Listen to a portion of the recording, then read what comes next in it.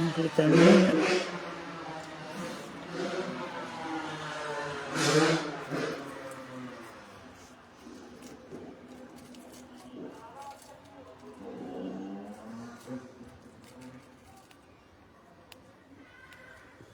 Alors, donc on recommence.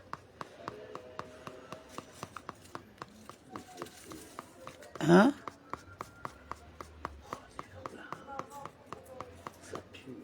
Bon, ben c'est pas, ils ont mis du parfum là, non? Hein? Non, c'est... Je sais pas moi. Non. Ouais, c'est vrai qu'ils parfument l'extérieur parce que comme ils ont du mal avec les déchets, La crasse et leur poubelle. c'est... Voilà. Il y a un truc qu'ils n'ont pas compris, quoi. Ah ouais, les rats, si tu leur donnes pas à manger, ils vont chercher ailleurs, quoi. Ouais, c'est ça, quoi.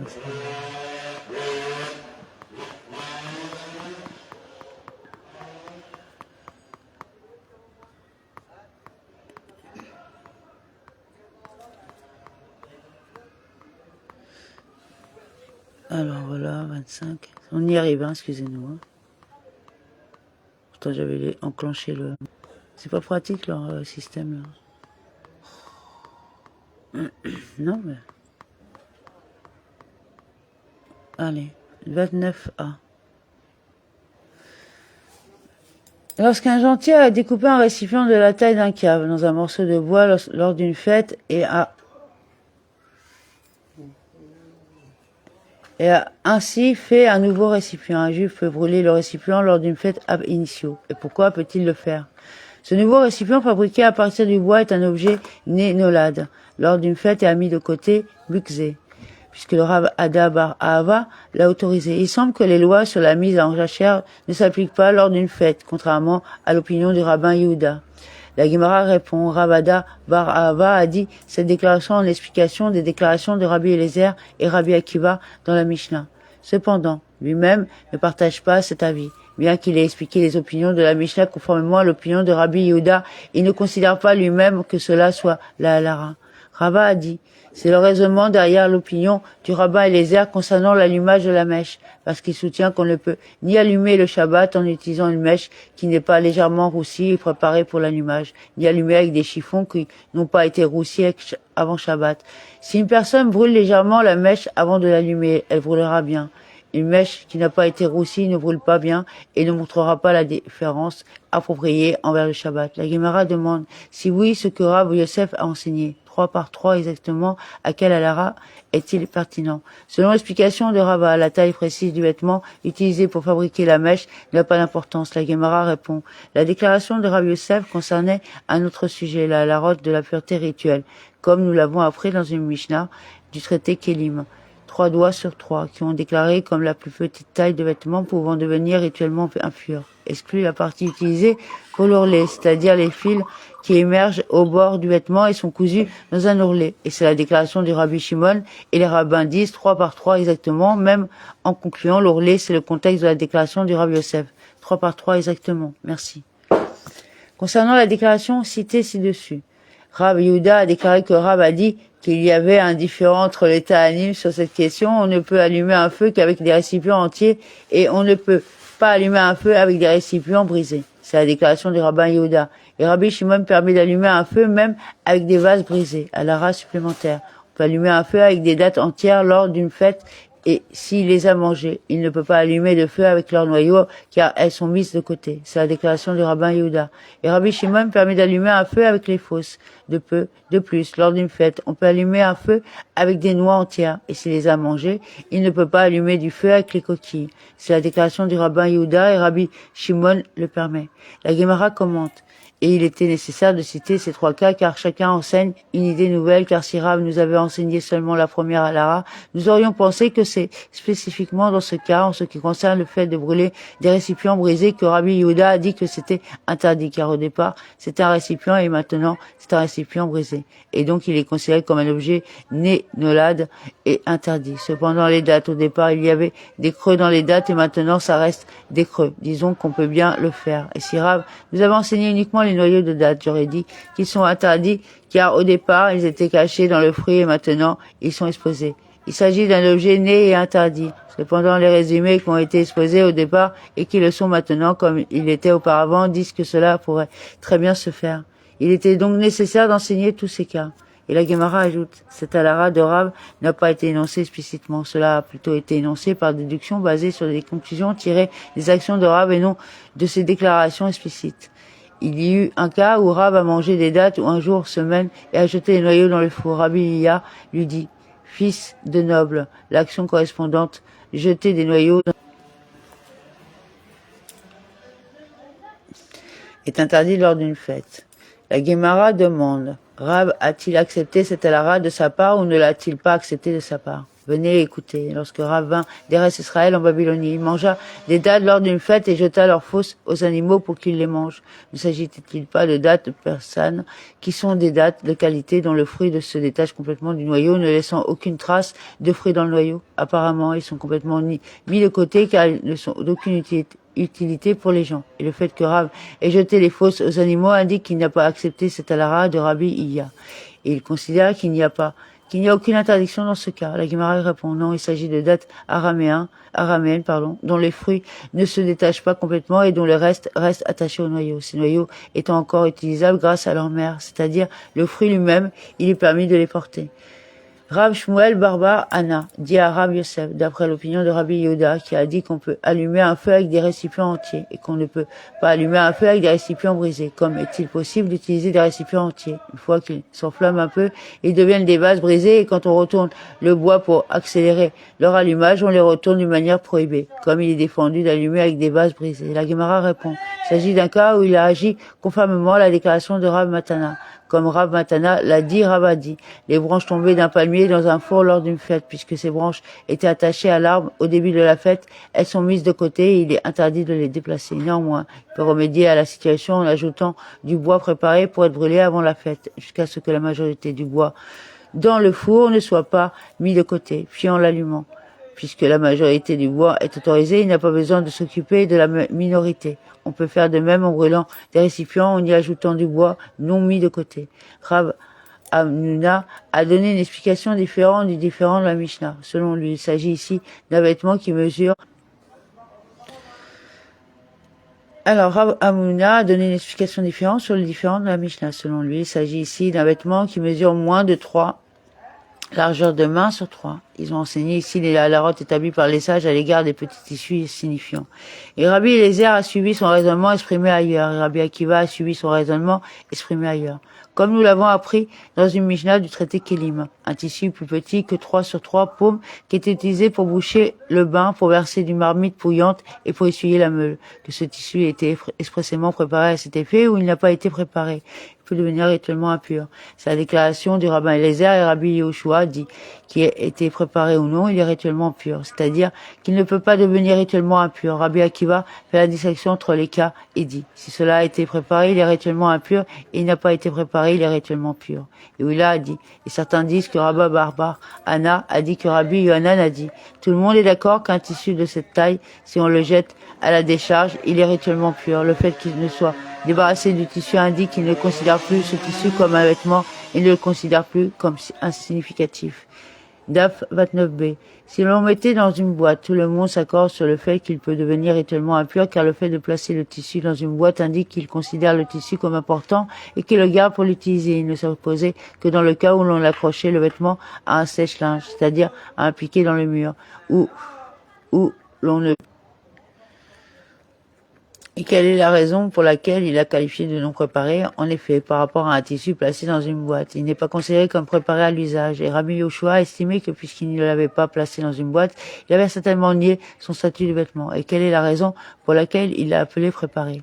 Car par rapport à celui jeté à la poubelle, ce vêtement est préparé à l'usage même si en fait le tissu a déjà été nié. Et Rabbi Akiva, dans le cas où il l'a accroché à un sèche-linge, a soutenu conformément à l'opinion de Rabbi Eliezer qu'on ne l'a pas encore interdit d'utilisation et qu'il peut donc devenir rituellement impur. Dans le cas où il l'a placé derrière une porte, Rabbi Akiva a estimé conformément à l'opinion de Rabbi Yehoshua que ce faisant, il niait son statut de vêtement et qu'il ne pouvait plus devenir rituellement impur. La Gemara commente et Rabbi Akiva a rétracté son opinion en faveur de l'opinion de Rabbi Yehoshua et a tenu conformément son opinion. Et d'où savons-nous cela? Rava a dit, du terme que nous avons appris dans notre Mishnah, la mèche d'un vêtement pétila à Beged. Pourquoi enseigne-t-il spécifiquement la mèche d'un vêtement? Enseigner cette halakha en utilisant la phrase « une mèche fabriquée à partir d'un vêtement ». Quelle est la raison pour laquelle la Mishnah a enseigné une mèche de vêtement? C'est parce que cela reste un vêtement. Néanmoins, Rabbi Akiva le considérait comme rituellement pur, conformément à l'opinion de Rabbi Yehoshua. Mishnah. Le différent fondamental dans cette Mishnah concerne la détermination si les actes indirects d'allumage et d'extinction relèvent ou non des paramètres de l'interdiction du Shabbat. Les rabbins ont dit, nul ne peut percer un trou dans une coquille d'œuf et la remplir d'huile, ni la placer sur l'embouchure d'une lampe afin que l'œuf goutte à goutte davantage d'huile dans la lampe et prolonge ainsi la durée de sa combustion. Et c'est ce qui prévaut même s'il ne s'agit pas d'un véritable œuf, mais d'un récipient en terre cuite. Et Rabbi Yehuda le permet. Cependant, c'est l'artisan qui fabrique des récipients en céramique a fixé dès le départ l'œuf sur la lampe. Il est permis de la remplir d'huile, car il constitue un seul et grand récipient. Le rabbin ont décrété qu'une personne ne peut pas remplir un bol d'huile et le placer à côté de la lampe, ni placer la tête non allumée de la mèche dans le bol afin qu'elle tire de l'huile supplémentaire du bol et prolonge ainsi la durée de combustion de la lampe. Et Rabbi Yehuda le permet. Gemara.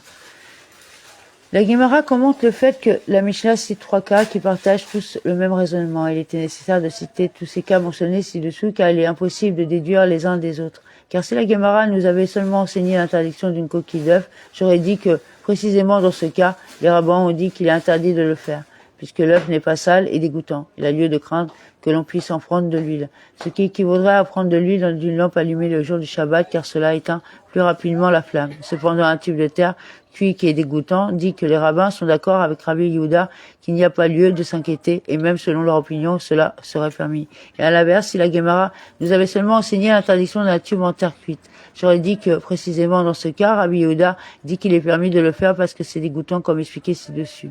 Cependant, dans le cas de la coquille d'œuf qui n'est pas dégoûtante, disons qu'il est d'accord avec les rabbins sur le fait que c'est interdit. Et si la Gemara nous avait enseigné seulement ces 2 cas de la coquille d'œuf et du tube en terre cuite, j'aurais dit que précisément dans ces cas-là, Rabbi Yehuda a dit que cela a permis car il n'y a pas de séparation entre la lampe et le deuxième récipient. Cependant, dans le cas d'un bol séparé, il dit qu'il est d'accord avec les rabbins sur le fait que c'est interdit.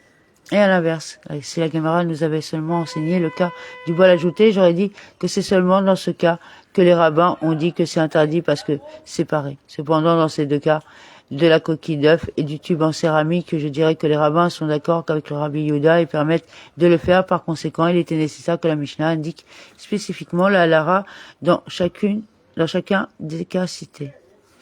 Et nous avons également appris dans notre Mishnah que si l'artisan a fixé le tube à la lampe dès le départ, il est permis de le remplir d'huile et de l'utiliser. Il a été enseigné dans une Beretta que même si un propriétaire l'attachait au récipient avant Shabbat et au moyen de plâtre ou avec de l'argile sèche de potier, cela est permis. La Gemara demande, n'avons-nous pas spécifiquement c'est bon. L'artisan l'a attaché dès le départ, ce n'est pas un profane. La Gemara répond, quelle est la signification du mot artisan dans la Mishnah? Il désigne tout attachement analogue à l'attachement de l'artisan. Concernant le différend entre Rabbi Yehuda et les rabbins, il est enseigné dans une Beretta que Rabbi Yehuda a dit aux rabbins. Une fois, nous avons passé notre Shabbat à l'étage supérieur de la maison de Nitzar, dans la ville de Lod. Et ils nous ont apporté une coquille d'œuf. Nous l'avons remplie d'huile, nous l'avons percée et nous l'avons laissée au-dessus de la lampe afin de prolonger sa combustion. Et Rabbi Tarfon et d'autres anciens étaient là et ils nous ont rien dit. Apparemment, il n'y a aucune interdiction. Les rabbins lui dirent, apportez-vous des preuves de là. Le statut juridique des anciens qui siégeaient dans la maison de Nitzar est différent. Ils sont vigilants. Il n'y a aucune raison de s'inquiéter de peur qu'ils n'utilisent l'huile contenue dans la coquille d'œuf et n'accélèrent l'extinction de la lampe. Toutefois, dans tous les autres cas, cela est interdit. La Gemara raconte avant de la ville de Tzipori traîna un banc dans un étage supérieur dont le sol était en marbre devant Rabbi Israq ben Elazar. Rabbi Israq ben Elazar lui dit, si je garde le silence et ne dis rien, comme Rabbi Tarfon et les membres du groupe des anciens se taisaient et ne disaient rien à Rabbi Yehuda, des dommages en résulteraient, car cela conduira à une indulgence à fonder dans l'avenir. J'avais dit à Rabbi Yehuda à cette époque qu'il est interdit de percer la coquille d'un œuf, il n'aurait pas été en désaccord avec les rabbins. n'aurait pas tiré par erreur une clémence générale. Ici aussi, les sages ont émis un décret concernant un étage supérieur avec un sol en marbre en raison d'un étage supérieur standard avec un sol en terre battue. Celui qui traîne un banc sur un sol en terre battue va créer un sillon. Au sujet du traînage, la Gemara raconte que le chef de Knesset de Bazar a traîné un banc devant Rabbi Yimea, le grand, le jour du Shabbat. Rabbi Yimea lui dit, selon quelle opinion vous autorisez-vous à traîner un banc le jour du Shabbat? Elle se conforme à l'opinion de Rabbi Shimon. Disons que Rabbi Shimon a dit sa déclaration spécifiquement à propos des grands bancs qu'il est impossible de déplacer d'un endroit à l'autre d'une autre manière. Mais dans le cas des petits bancs, il a-t-il qu'il est permis de les traîner, et cela ne correspond pas à l'opinion d'Ula. Comment Ula l'a dit? Le différent concernant le traînage concerne les petits bancs. Cependant, dans le cas des grands bancs, tout le monde s'accorde sur le fait qu'il est permis de les traîner, puisqu'il n'existe aucun autre moyen de les déplacer. Rabbi Yosef a soulevé une objection à ce qui a été enseigné dans une beretta. Rabbi Shimon dit, on peut entraîner un lit, une chaise et un banc sur le sol pendant Shabbat, même si cela crée un sillon. Tant qu'il n'a pas l'intention de créer un sillon, cette beretta enseigne les grands objets comme un lit et les petits objets comme une chaise. Si tel est le cas, cela est difficile à la fois pour Rabbi Yimea, le grand, et pour Ula. Le rabbin Yimea estime que le rabbin Shimon interdit de traîner même les petits meubles. Ula soutient que même le rabbin Yehuda autorise le déplacement des gros meubles. Selon lui, il n'est pas nécessaire que Rabbi Shimon déclare que cela est permis. La Gemara répond du Kula réconcilie l'objection conformément à son raisonnement et Rabbi Yimea, le grand, réconcilie l'objection conformément à son raisonnement. La Gemara explique. Ula concilie l'objection conformément à son raisonnement. Un lit sans... La Beretta fait ici référence à un petit lit qui peut être porté comme une chaise, au sujet duquel il existe un différend entre Rabbi Shimon et Rabbi Yehuda. Et Rabbi Yimea, le grand, concilie l'objection conformément à son raisonnement. Une chaise semblable à un lit. Beretta fait référence au fait de traîner une chaise lourde qui ne peut être déplacée d'aucune autre manière. Rabba a soulevé une objection à la déclaration du rabbin Yimea à partir de ce que nous avons appris dans une Mishnah. Les marchands de vêtements qui vendent des vêtements de diverses sortes, un mélange interdit de laine et de lin, peuvent les vendre comme ils le feraient normalement aux gentils. Ils peuvent placer les vêtements qu'ils vendent sur ses épaules. Il n'y a pas à se soucier de l'interdiction de porter des vêtements divers, pour autant que le commerçant n'entend pas profiter des vêtements au soleil pour se protéger du soleil, ou sous la pluie pour se protéger de la pluie. Cependant, les gens modestes, ceux qui sont particulièrement pointilleux dans l'exécution des mitzvot, suspendaient derrière eux les vêtements en laine et en lin à un bâton. Et ici, dans le cas de traîner des bancs, où il est possible d'agir comme les gens modestes, puisque les vêtements sont semblables à de petits bancs. Et pourtant, quand on n'a pas l'intention d'accomplir l'action interdite, Rabbi Shimon permet de traîner même ab initio. Le rabbin Shimon soutient que celui qui n'a pas l'intention de violer une interdiction n'a pas besoin d'adopter une autre ligne de conduite, car il craint que l'acte interdit puisse résulter de son action. Sur la base de ce principe, il est clair que Rabbi Shimon permettrait de traîner des petits bancs puisqu'on n'a pas l'intention de créer un sillon en les traînant. Il s'agit d'une réfutation concluante de la déclaration du rabbin Yimea le Grand, selon laquelle il est interdit de traîner de petits objets selon le rabbin Shimon. La Gemara conclut. En effet, c'est une réfutation concluante. Mishnah. Celui qui éteint la lampe de Shabbat parce qu'il a peur à cause des gentils dont il se cache dans sa maison et à cause des voleurs, ou si l'on a peur à cause d'un mauvais esprit, c'est-à-dire qu'il est déprimé et préfère rester assis dans l'obscurité, ou s'il a éteint la flamme due au malade pour qu'il dorme, il en est exempté. Cependant, dans le cas où il a éteint la flamme pour épargner la lampe, épargner l'huile ou épargner la mèche, il est responsable. Rabbi Yosei l'exemple dans tous ces cas, car selon lui, aucun travail interdit par la loi de la Torah n'est effectué en éteignant la flamme, sauf dans le cas où il cherche à épargner la mèche. C'est seulement dans ce cas qu'éteindre une action créatrice, car on transforme la mèche en charbon de bois en éteignant la flamme. Donc on continuera demain. Voilà.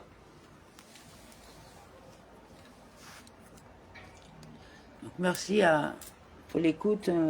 Voilà, et que grand bien lui fasse à notre ami Georges. Oui. Qui était, lui, pareil, on va dire, comment on appelle ça? Comment on appelle ça Entouré par des anges. Oui, mais même il porté était... par des anges. C'était quelqu'un de vif, on va dire, au niveau de la parole. Donc, c'est ça que vous avez... Il y a beaucoup de gens qui ont du mal à comprendre, comme mon mari qui a une voix qui porte. Et que toujours il y a des gens qui sont dérangés parce qu'il y a une voix qui porte, mais en fin de compte, Dieu lui a donné cette voix-là. Donc, ah ouais, Dieu m'a donné la voix.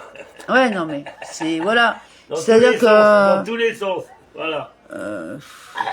c'est vrai qu'il faut accepter chacun dans sa complexité, quoi. À un moment donné. Après, il faut pas en abuser non plus, mais, Non, mais- sans même en abuser, j'ai un temps de voix, voilà, là je parle tout à fait normalement, par rapport, voilà, il y a une résonance qui est différente, voilà, c'est tout. Et encore, j'ai pas toutes mes dents, donc imagine. Bon, allez. Ah, t'as pas toutes tes dents. Bah oui, j'ai plus toutes mes dents. Ouais, à cause de quoi? La pénicilline. Et moi, d'un dentiste qui est un... Comment il s'appelle? De cours Ouais, à un détartrage abusif. Ah ouais, même plus qu'abusif, quoi. Donc, oui, oui. Il m'a fait sortir avec les dents, quoi. Tu m'as dit, ouais. Ah ouais, non, c'était fort. Mais bon. Allez, c'est bon. Donc, faites tourner, mettez un like, et puis mettez un commentaire, hein, bon ou mauvais, on passera le message, y a pas de problème. Et Voilà. donc, pour que ça soit référencé. Hein. On vous souhaite une agréable soirée. Ouais. Voilà. Pensez à moi, pensez à nous, mais sans excès. Bah, toi, t'as eu genre, je pense à moi. Après, t'as dit non, à nous. Mais Ouais. parce que c'est mon... Oui, c'est ton anniversaire. C'est pas le tien. Non. Bon, alors. Ouais, d'ailleurs, Nathan, comment il s'appelle, l'héritage, il aurait pu nous apporter un petit gâteau, histoire de- Ouais, Non, c'est un ami, des on le rouskis. connaît, on le C'est connaît, des on le rouskis, connaît. elles sont excellentes d'ailleurs. ouais, Voilà, si, on si- vous si vous vous le voyez la conseille. publicité, il envoie des colis, hein, il n'y a pas de problème. Et c'est excellent. Bon, c'est sûr, c'est gavé de sucre et de Ah oui, miel. par contre, ouais. Mais c'est excellent, faut pas en abuser. Mais c'est des douceurs, voilà quoi. En plus, il fait des parfums de saison. Et c'est Et, les arbres, et comment dire, et il fait ses créations. Un que je vous conseille, c'est Au café. Au café, c'est une excellence. Alors ça, c'est... Ah, la pistache aussi, c'était pas mal. oui, non mais au café, vraiment, Ah ouais, ouais, il y a un équilibre dans toutes les substances, c'est magnifique. Et celui chocolat coco, Ah oui, vous aurez l'impression de manger un bounty. oui, c'est vrai. Non, Mais voilà, la tarte- un bounty en rouski. Sinon, la tarte, aussi la tarte qu'il fait là. Alors qu'à l'origine, bon, tu vas jouer ailleurs. Merci. Alors qu'à l'origine, les roustis, c'est au citron. Voilà. Oui, en plus, ouais. Voilà, c'est un C'est citron. la recette de sa grand-mère Voilà. qu'il a mis. Voilà, c'est pour ça qu'il a appelé son établissement l'héritage. C'est pour vous expliquer que l'héritage est important. Voilà. Et ouais. c'est à Canet-en-Roussillon. C'est 66 140, c'est ça? Ouais, voilà. Voilà. Et vous aurez les téléphones et son fax et son email sur sa publicité. Ne ratez pas la prochaine diffusion. Merci. Bonne soirée. Voilà, Et Shabbat Shalom. on préfère choisir, on va dire, on préfère choisir nos publicités. C'est-à-dire que voilà, on aime. Qui publicité, Voilà, qui publicité, puisqu'on n'aime pas qu'on nous impose des choses Voilà. qui ne nous intéressent pas. Voilà. C'est, Et là, c'est vraiment un petit artisan qui fait tout à la main, avec des produits de saison, comme je vous ai dit, et franchement, c'est à s'en lécher les doigts. Voilà. Si vous avez l'occasion d'aller au catalogue et que vous passez par là, ou de vous faire envoyer un colis, prenez le Touron. Ah ouais, le nougat, le Touron, et Côte c'est- Couronne. qui fait le nougat avec le Ah Touron. oui, non mais je voulais parler aussi de la tarte qui est très bonne parce que justement Oui, la oui, tarte, la tarte. justement elle a, Ouais. elle a un côté plus on croirait que c'est une tarte au citron meringuée quoi. Voilà, c'est- ouais. Hein, c'est vrai. Sur une pâte de rouski, mais, Non, mais c'est- façon tarte.